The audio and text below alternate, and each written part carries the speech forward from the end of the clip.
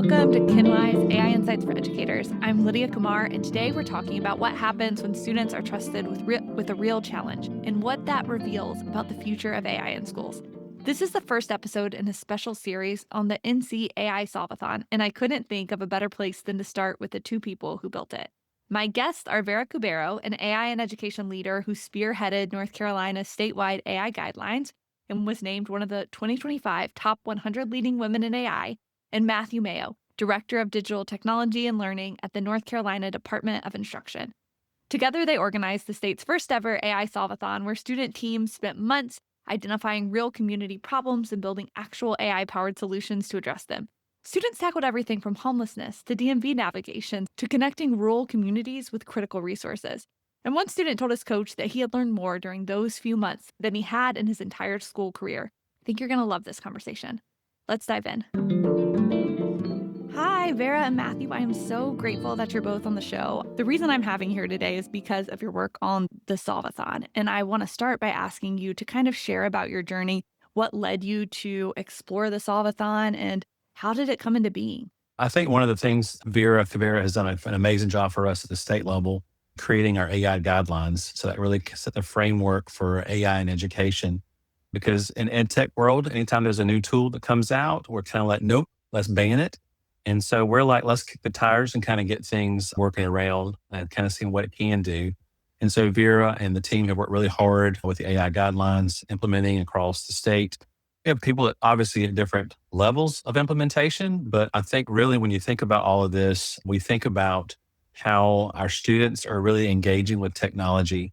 And for them, we really want them to move them from just consuming the technology to actually using the technology in ways to change, make things better, I guess you would say here. But when we think about all of this, we want to create something that really felt different from a traditional competition.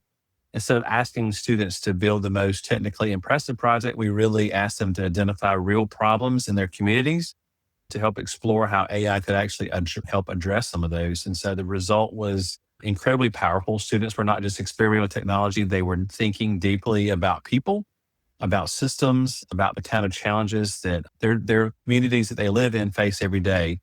And so Vera led this work with a bunch of coaches around the state. When it all just came together, it became a space where I feel like, the curiosity, the empathy, and the innovation just kind of came together. And so we just said, hey, let's try this. And so I think in our work, I think Vera will agree with this. We have a huge fail forward mentality. And so the only way we can move forward is if we tried something new. And we were just very impressed with the students. And it's going to be even bigger next year. I know. So we're excited about that. But that's kind of how we got there. Vera can tell you a little bit more about the landscape pieces too, I believe. There's still a lot of fear and a lot of uncertainty, and a lot of it's very well founded. But we both and everybody in our division feels like that it is here, and it's something that our students need to start grappling with and learn how to work with and co-create with. And so we talked about it, tossed around the idea last year. We felt like we're not in a place where we would have adequate participation. And so we waited until this year, and we were hoping to get 50 teams signed up, and we did have 50 teams originally sign up. And we had every region of our state represented in the original competition, which was great. Just the things that the students built and how it really showcases how first of all, what students can do if they're given that intellectual freedom, but that those durable skills that everybody's talking about, how we all everybody agrees that students need that empathy and that critical thinking and collaboration and learner's mindset, but those are not skills that are naturally developed in a traditional classroom. And so spent a lot of time trying to think it through how we can really emphasize those skills while preparing kids for the future. And something like this is kind of like a PBL kind of project where you're really tackling a problem. I feel like is a really good example of how that can be done. And so that was kind of our hope, is that it would showcase that. And the students exceeded our expectations. They really did. We had some really great projects, and it was really tough. It was really tough to decide who got to go to the state, and then even tougher at the state for our judge panel to decide who won. But we had, solving for issues like homelessness and lack of access to resources in rural communities, improving the DMV. Those were our three top winners. But we also, in my hometown here, we had a group that was working to solve the problem of the white squirrels being killed on the roadways. One was about invasive species. So they were all very creative and wide ranging. One did something about translating for ASL for people who can't speak, who use ASL. And there were several others that are escaping me right now. One was a mental health chatbot. Just a lot of really creative things that really showed that they were thinking and connecting to their communities and building that empathy. And so we didn't want to call it a prompt-a-thon or, something like that that's out there, because a lot of times those are, you bring them together, you give them a problem, and they have a few hours to put something together. We wanted to focus on that solving part, that they were really solving these real world issues and showcasing that AI can be used as a force for good if we want it to. And so we went with that, but they worked on it they started in September, and we had our first virtual competition in October to narrow down to our 10 state finalists. So it was a multi-month competition that the students worked on. So they really created real usable apps and websites, and one of them even built a robot. So the things that they built were real practical, and a lot of them are like ready for production. If they get sponsors or whatever and want to put them out into the world, they're ready to do that. So we were very happy with the outcome. That must have been so inspiring to see.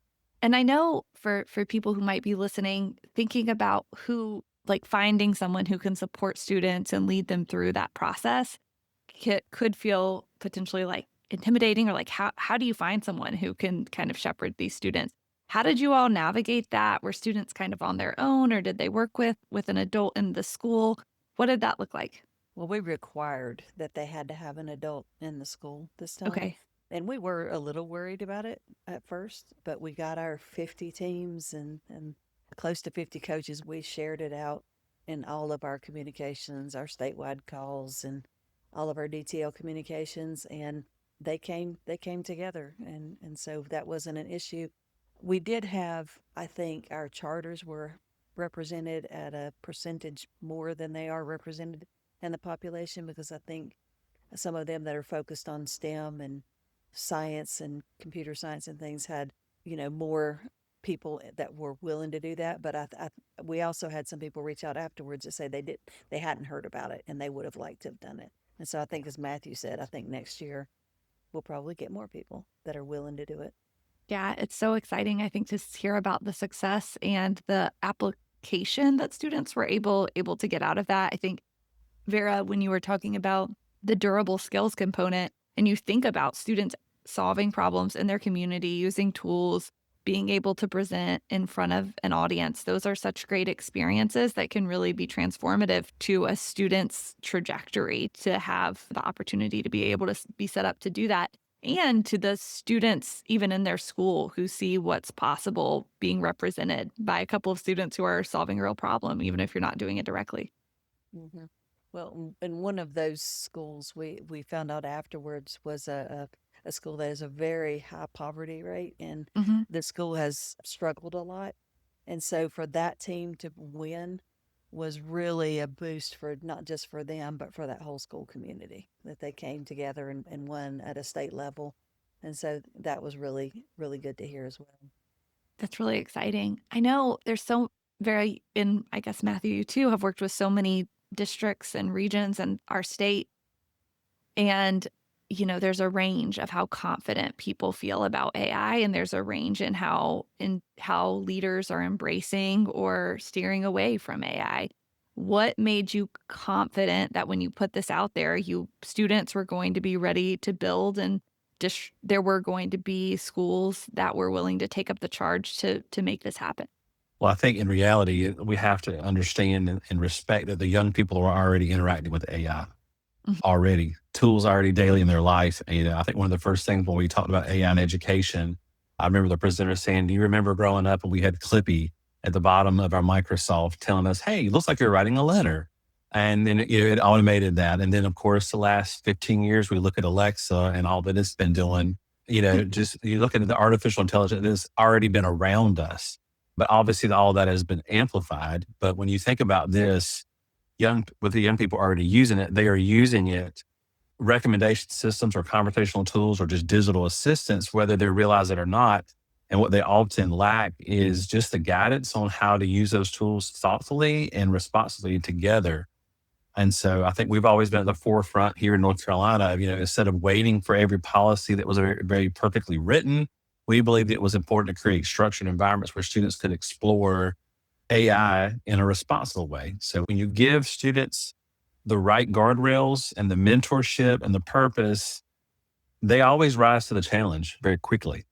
And so what we saw that during that Solve-a-Thon, confirmed that belief because the students were not just experimenting with the prompts or the generating the contract. They were asking the meaningful questions around ethics, the accuracy piece, and the role that technology should play in helping people collectively there.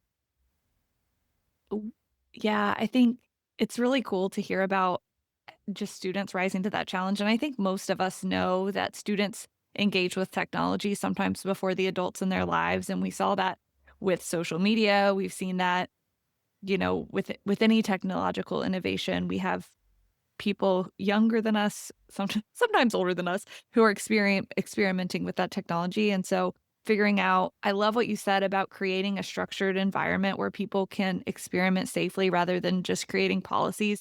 We know the technology is changing really rapidly all the time. And so sometimes you create a policy and it might become outdated, or you might have to walk it back because you learned something you didn't know before. But with a structured environment, people are able to be think critically and make decisions that can really transform how they think about the tool and how the people around them think about them as well. It's really about trying to fill that gap, in between the learning about the technology and then learning how to apply that technology to the problems. If there are district leaders or state leaders listening to this podcast and they're thinking, okay, the AI Solve-a-Thon sounds cool. And I understand there's like students solving problems, there's an adult working with them, they have some event. Like, what are the key pieces of planning or the thinking that you all did to create the structure so that it actually worked? Like you definitely, I mean, it took place over a long time. How did you set up this event so that you had the success that you had? Well, to begin with, we thought about doing it last year and we just weren't sure we would have the participation. So we waited till this year and it coincided with the Presidential AI Challenge. And so we intentionally kind of aligned it with what the Presidential Challenge was so that they could take their products and submit to it if they wanted to. So a lot of our frameworks and our rubrics and things are very mirror that very much so.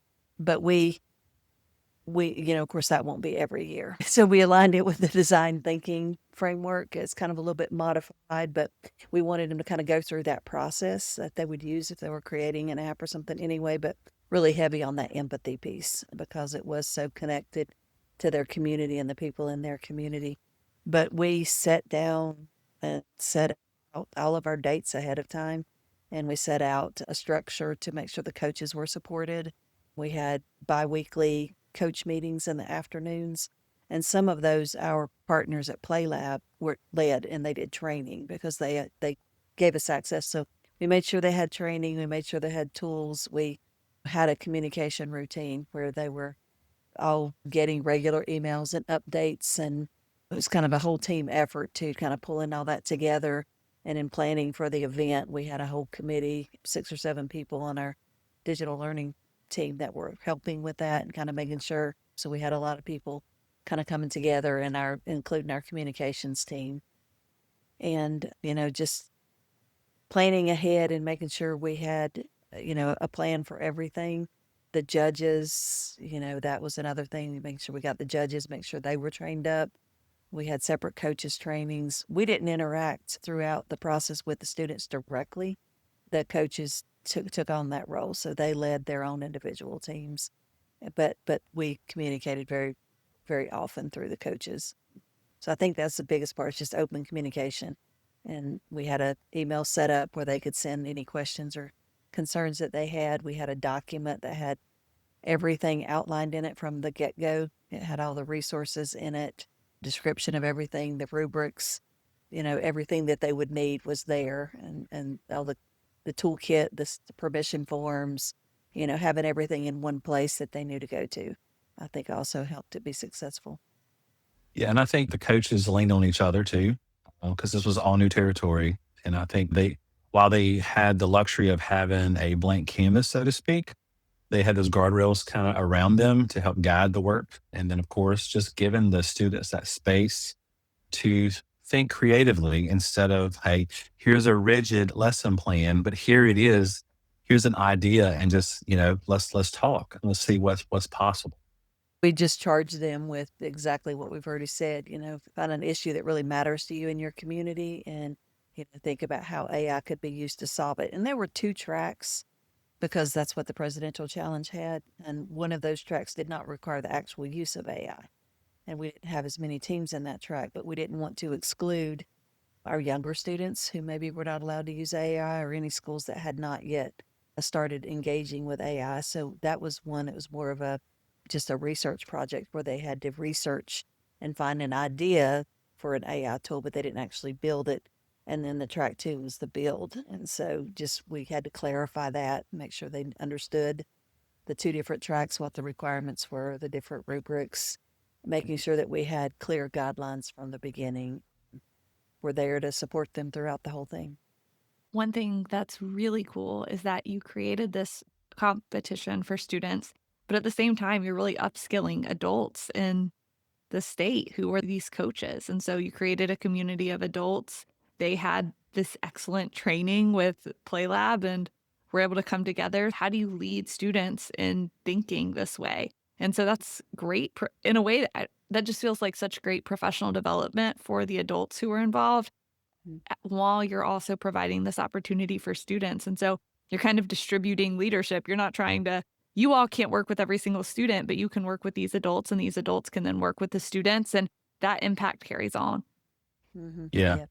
I think it's like intentional PD for everyone, because many educators walked away realizing something really important. And that was that students are capable of far more than we sometimes give them credit for.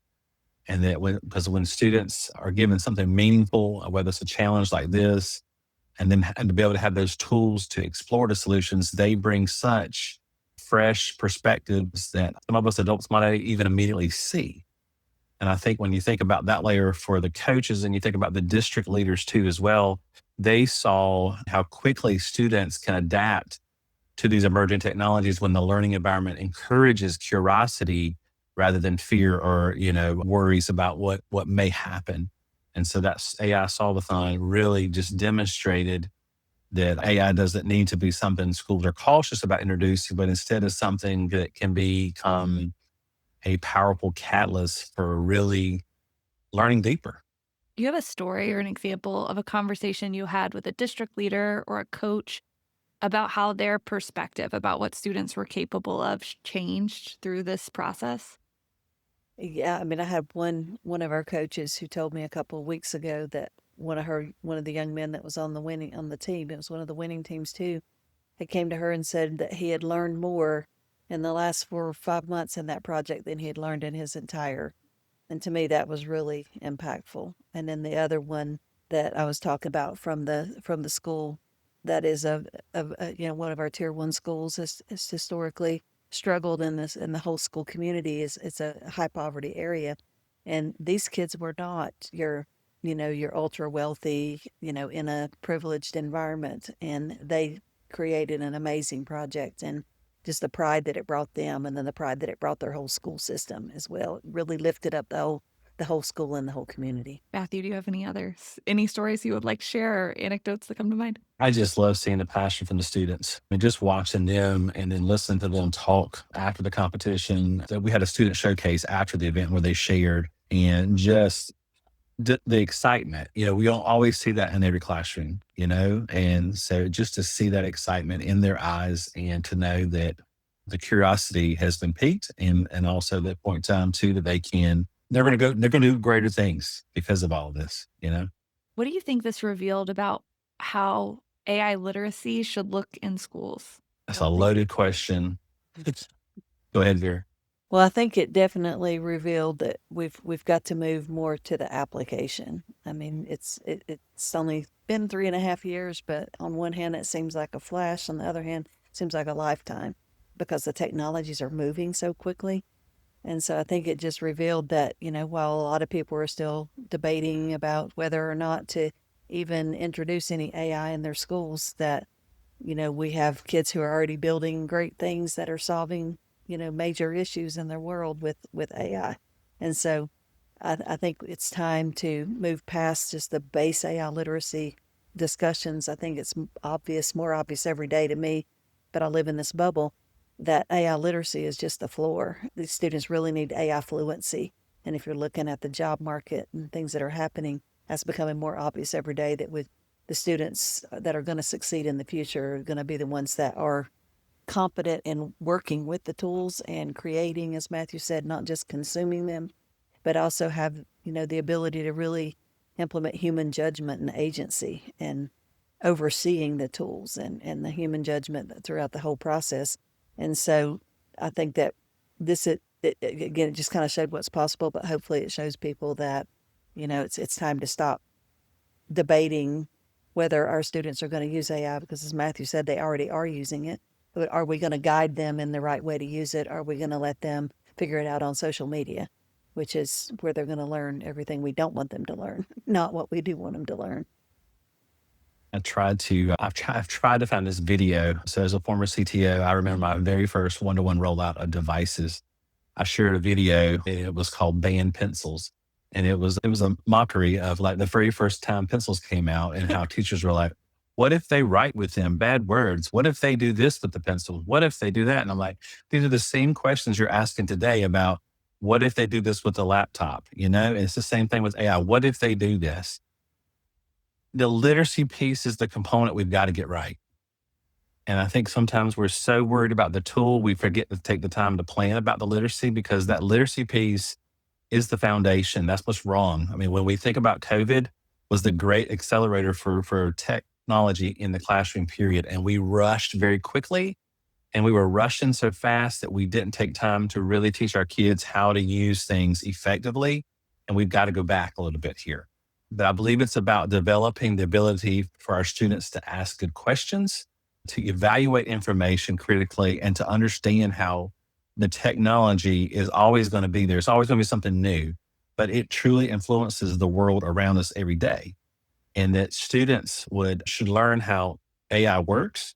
Teachers should learn how AI works, but all of us need to also learn when to question it, when to verify its outputs, and then how to use it responsibly, because these are the skills that are going to be needed for the future.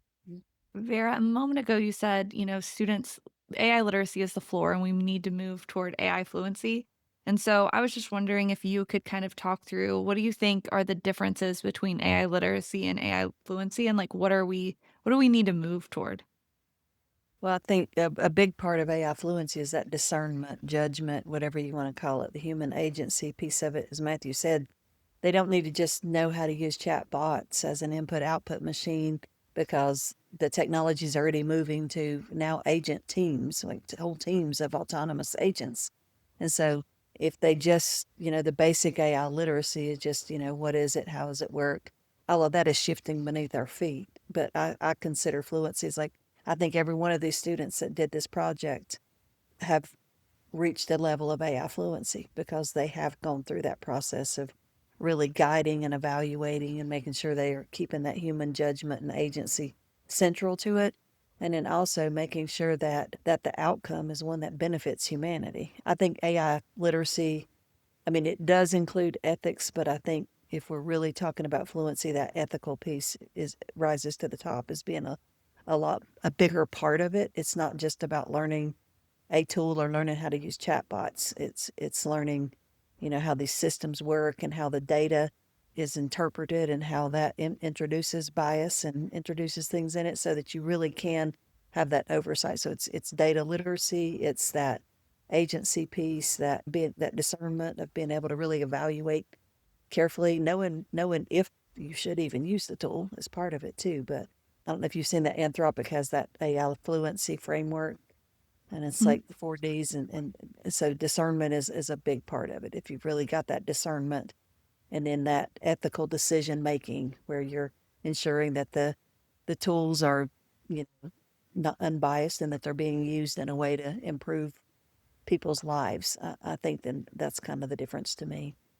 Mhm. And that, I mean, that was part of what the Solve-a-Thon did. It set up students to solve real human problems. And so I'm curious, like that was your framing for this. You said earlier, we didn't want to have a promptathon. We wanted to have a solve-a-thon. We wanted to tie this to real challenges. And I think that's one example of a strategy to help students see AI as a tool for community impact. It's more than just productivity. Do you have other ideas or examples for educators who want students to understand this is more than just about getting things done really fast? It's about more than productivity. One of the beautiful things of this AI Solve-a-Thon was how deeply human the students' ideas were. And it really pointed to that empathy piece, which I think was maybe not as expected as we saw, because the students didn't gravitate toward that flashy technical project by any means. Instead, they focused on problems that really impacted people's everyday lives. And I think that was just amazing to be able to see that kind of push through because, like one team looked at how AI could help those individuals experiencing homelessness locate nearby resources as shelters and support services. And then another team explored what we've all heard in the news, the DMV processes and how people can navigate them more easily. So to really feel and see how those students just reflected such a strong sense of empathy, everyone sees AI Solve-a-Thon, oh, this is a technology event. It was way more than that. When you see that side of things, you get the whole picture. I just feel like for leaders to really truly see and to understand that it was just really encouraging, I think, for everyone. Well, and I was just going to point to also that we've been exploring a lot, and Matthew is also a big proponent of PBL back in the day. But you ask what was something else that educators can do, and I think that we have to really face the fact that instructional redesign is an absolute must in a time when these tools can give us every answer of any traditional assignment. We have to start rethinking those assignments. If we just continue to give them worksheets and 5-paragraph essays and then battle with them over whether they cheated with AI or not, then we're totally missing the point. And so we have to start redesigning the instruction. And we've done a lot of work. Our division, our office, we have several people in here doing a pilot on micro PBL, AI assisted PBL, where it's really, really standards aligned. You can take any standard, and we've got a whole framework on our guidelines and tools to help with it, where teachers can take a standard, put it in there, and put some parameters like their location so that brings that local connection to it and the empathy piece. And it will co-create with them a little micro PBL unit of 3 to 5 days, ever how many days they select, that really reinforces all these things we're talking about, these durable skills, the empathy, the human judgment and the agency and oversight. But it also at the same time helps build that in the teacher, because it will not just, like a lot of these things, you put in a little bit of information, it spits out a lesson plan. This one instead, they have to be engaged throughout the whole process, and it reminds them often that they're the teacher, that they bring a lot to it, and they need to have oversight themselves. And so they create something that's really highly customized to their standard, their students, their community, their classrooms, but they've had the human oversight the whole time. And it is standards aligned. It's not ditching the standards. It's looking at a new way of teaching and assessing the standards. And I think that's something that our teachers really need to be trained in and start exploring, because if not, we're creating this chasm. We're going to, first of all, if you're still doing traditional assignments, the kids 100% are going to use AI tools to do it, and you can't stop them. You can't block them. Absolutely. You might be able to keep the phone out of the classroom, but when they go home, it also creates a lot of inequity, the ones that have the access and the ones that don't. But they're not learning the skills that they need in their future. So I've worn it out, but I quote John Dewey often, where he said that if we teach today's students as we taught yesterday's, we rob them of tomorrow. And I feel like that's more relevant today than it's ever been. And so I think that's an important component, but also learning portfolios. I don't think we can over stress that if you can't tell if the end product was created by AI, then it's time we stop just evaluating that end product. We talk about product over purpose or process over product. That's what we're talking about. That end product you can't tell. And so you need to be looking at that whole messy, beautiful process of learning. And if you're going to do that, you've got to collect it. And so a learning portfolio, something as simple as a Google site or a Google slide, can be used to capture all of that. And then along the way, have metacognitive reflective prompts that students have to answer. And if you look at John Hattie's research on effect sizes, that's one of the greatest effects. That was almost zero point 0.7, which is like 8 months growth in a school year if it's done well, that metacognitive reflection. And so building that into those learning portfolios in a micro PBL unit, I feel like that's the way that schools need to start moving, and moving away from the traditional assignments that just aren't working anymore. A lot of those are built for, a world that doesn't exist anymore. And our students know that. They know that, and they're concerned. They're very concerned. If you talk to students, I don't think enough people do that. And we're actually bringing our top 3 teams on a webinar April 1st. I wanted to get out on here. We're having a webinar, voices from the student Solve-a-Thon. And so they'll be sharing their pitches, but they're also at the end of it going to be kind of talking through, what are their concerns for the future? What do they feel like schools should be doing about AI and the K-12 environment? And so there'll be a little bit of time for that at the end. But I think that's something everybody needs to be doing, is really bringing those students in, because we've done that. Was that last spring, Matthew? We had the student panel. We've had 2 different student panels. Yeah. And it really blows me away every time how intelligent, well-spoken, and how thoughtful they are. But they're concerned, and they want to, most of them feel like that schools should be teaching them about it, and they're concerned about the jobs. And so I think that's an important voice that needs to be listened to.